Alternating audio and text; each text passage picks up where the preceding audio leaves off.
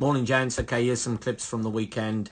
First of all, deep corner, Goody, terrific, comes and gets that one, which is great.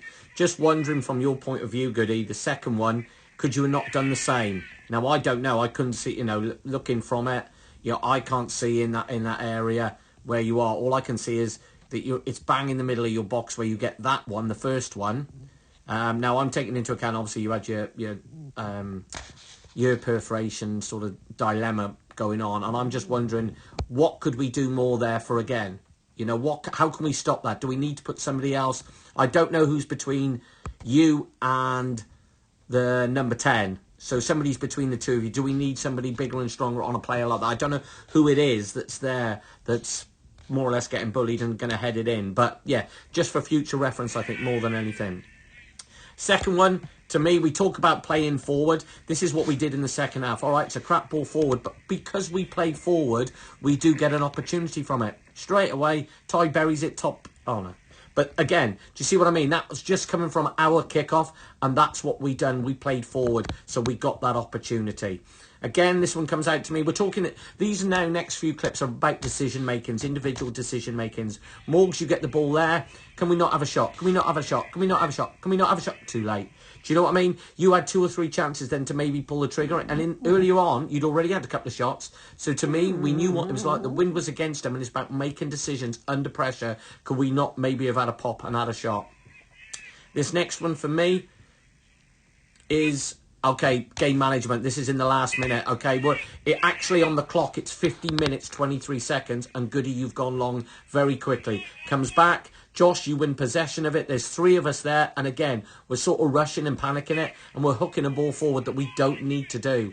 All of a sudden, we seem to be panicking a little bit. This is in the 51st minute.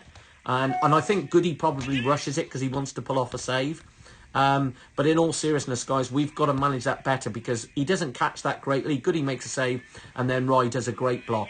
But we've got to manage that better. And when I talk about managing decision-making there, again, another decision here, guys. We had a couple of free kicks on Saturday and a couple of corners.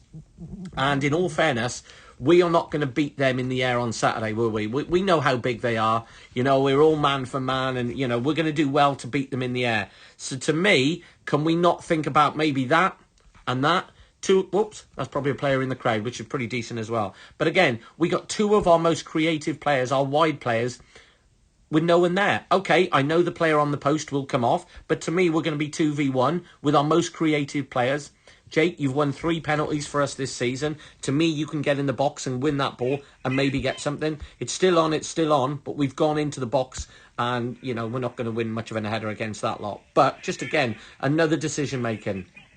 Big one for me. This is one of my pet hates, sorry. And I'm going to highlight you, Baz. Fantastic game, man of the match performance. But again, it was probably the only time in the game for any defender. But look what we've done. We've gone to ground and now he's through.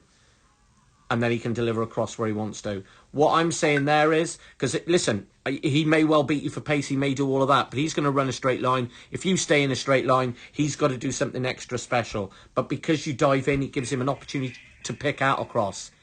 And now he can pick out across. Fortunately, it actually does drop to him, but not greatly. So, just again, another decision-making. Going to highlight this one now. To me, Ollie, you have to show that player down the line more so, because he seems to square you up. You get squared up quite a bit. Okay, he turns. Now you're squared up. To me, as a striker coming on that then, I'm taking you on the inside all day long. You need to still be showing him there. It's on his right foot. You need to be maybe this way a touch, showing him that line. You're too squared up, and he was just going to flick it, and then he's done you. So maybe, can we just, instead of getting quite squared up, listen, I know it's not easy, you're playing against tricky wingers, but again, we say in training, this is why training is great, because you're coming up against Bevs, and you're coming up against Luke, etc., who are going to take you on. Could we show him the line? Your body shape there, to me, as a striker, your body shape is showing me I have to go there. But what you tend to do then is you get squared up as he moves the ball back a little bit. Really in slow-mo, he touches on there, now he's got you. To me, he's got you there. Does that make sense, mate? I know you're now. There you look like you've got a chance, but he had just got you just a previous bit before, mate. Okay? But I know, listen, I'm not saying it's easy. I'm just trying to pick on little bits that we manage going forward. Okay.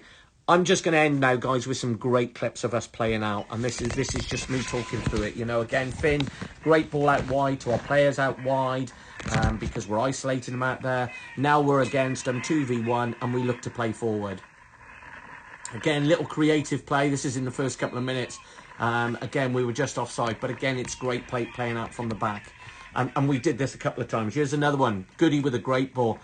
Griffo with a touch there. I don't know where that's come from, but that is absolutely fantastic. Superb play, mate. And then again, we're switching the play. We're coming out this side again. And again, Ollie, you're pulling that fullback out there by being out there. And again, that's the corner, the shot that we get the corner from that we nearly score from. Again, playing out from the back. A great little clip over the top to our fullback. Can we play forward? Yes, we can. Plays forward. Great hold-up play by Ty, who was superb at that all game. He now spreads it back out the other side. We'll go out the other side. And again, we'll switch play now coming out the other side. That's terrific football, whatever level. And there we are, in again, in space with our number 10. Okay, it doesn't quite come off. But to me, that is terrific football, guys. That's 3 examples there of playing out from the back. I think that's massive, massive improvements. And also just obviously the decision-making in there, you know, I think is crucial as well going forward. Okay, guys.